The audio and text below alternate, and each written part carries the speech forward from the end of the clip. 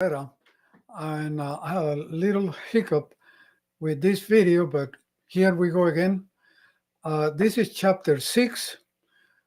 The name is Lies, Lies, Lies. The title, from the book Building Your Warehouse of Wealth by Nelson Nash. And in the past chapter, we learned about investments in qualified vehicles. And Nelson taught us how those don't work because they are promoted by the government.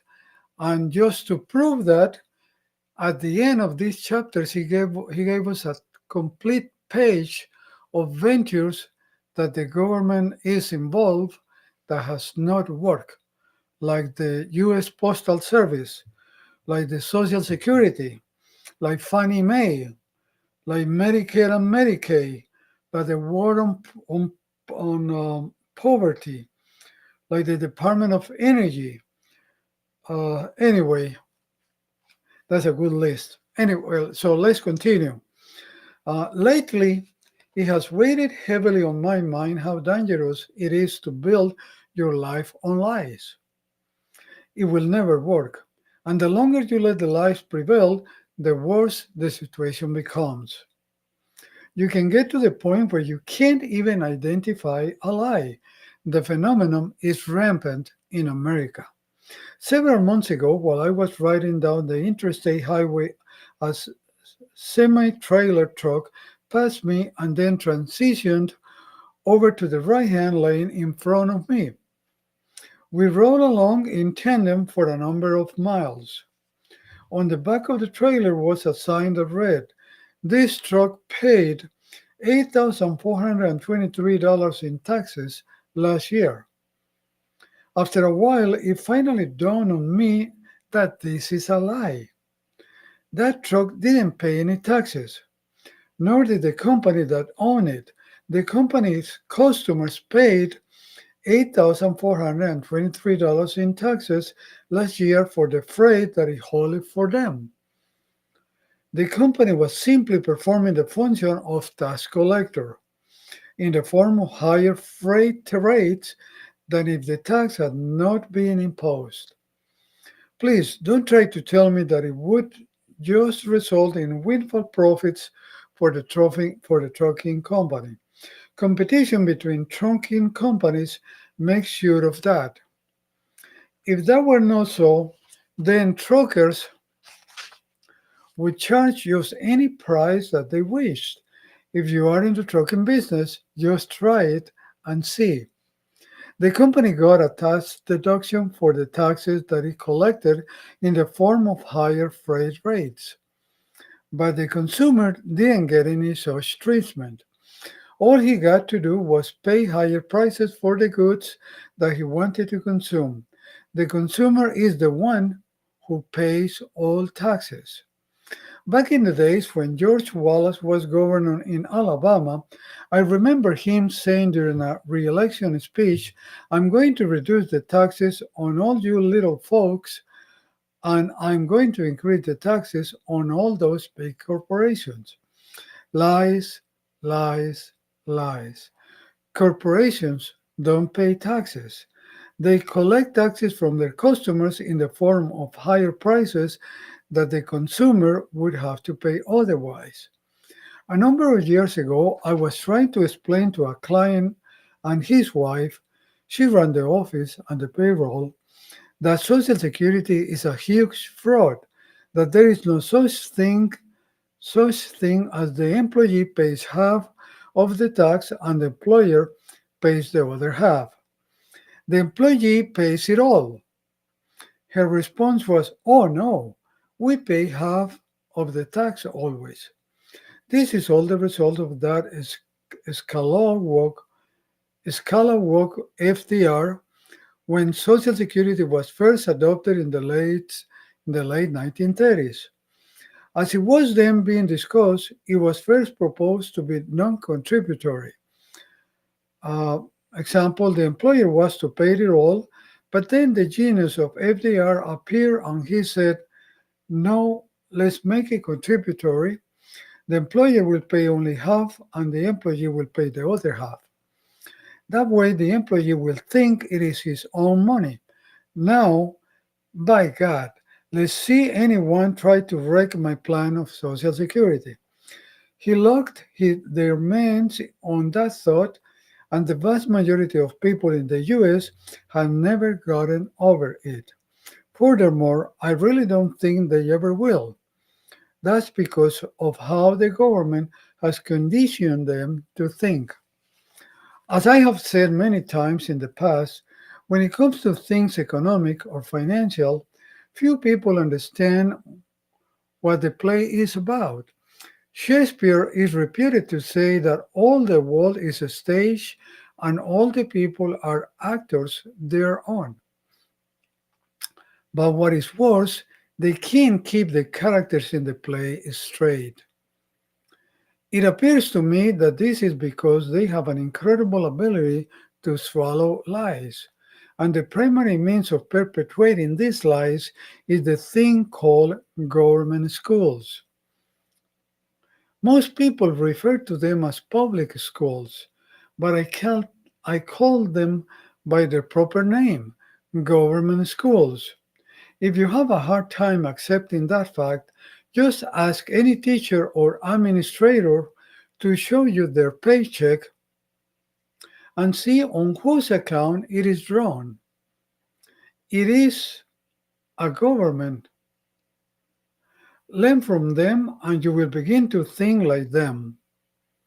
I can't think of a worse thing to do to a fellow human being than cripple his mind. We have crippled minds at every turn in America today. Discussing this fact recently with a client that is in the contracting business, he had this to add to the understanding.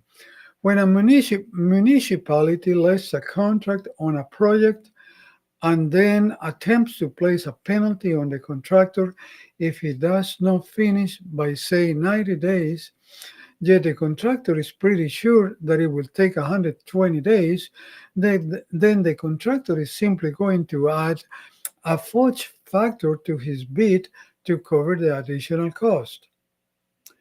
All contractors that are bidding on the same project and who feel the same way about the time restrictions do the same thing. Who pays the additional cost? The taxpayers of the municipality. That's who. The consumer always pays for everything, always has, and always win, and always will. As some of you know, I sell books. Nearly all of them are sold in other states. That means they must be shipped to people in those locations. And this means shipping costs. I don't pay shipping costs. I add them to the cost of the books. If that cost were not isolated in the invoice, then I would have to simply charge a higher price for the books. When I had the printer ship the books to me, they did not pay the shipping charges. I paid them and passed the cost on to consumers in the form of higher book prices that would be without them. By the way, in the last shipment, the freight invoice included a fuel surcharge.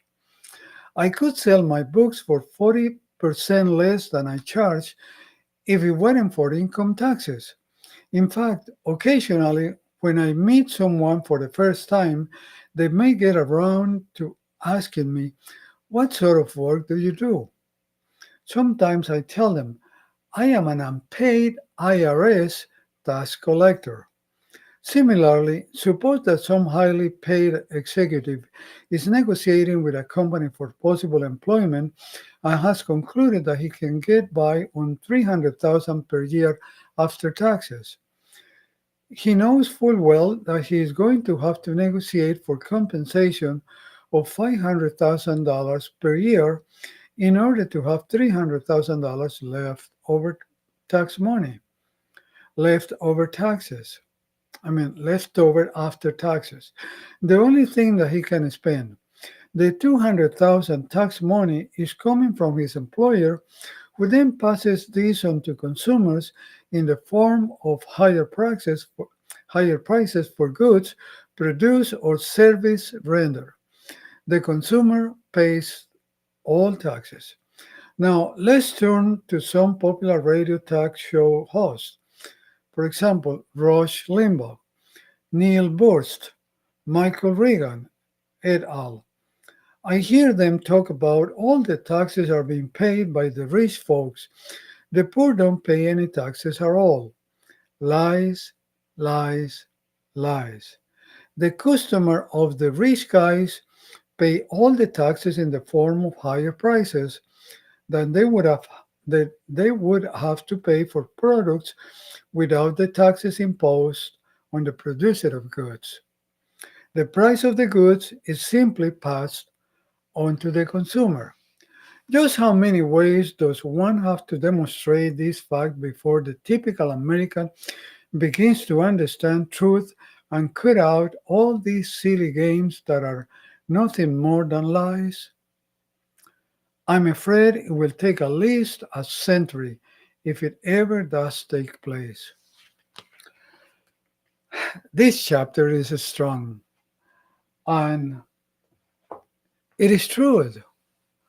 We, when we buy stuff, we pay the taxes because the companies that produce the goods, to stay competitive or to earn that they need to earn or they want to earn, they pass what they pay in taxes to the consumer in the price of the goods.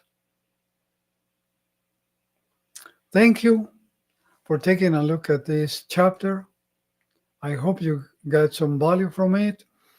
If you want to create your dividend paying whole life insurance contract so you can recover or you can redirect the interest that you pay on everything that you finance, redirect it to you, then you need to set up this dividend paying whole life insurance contract. Contact me and I will do it for you. I'll answer your questions and I'll build this dividend paying whole life insurance contract for you. Talk to you on Friday with this chapter in Spanish.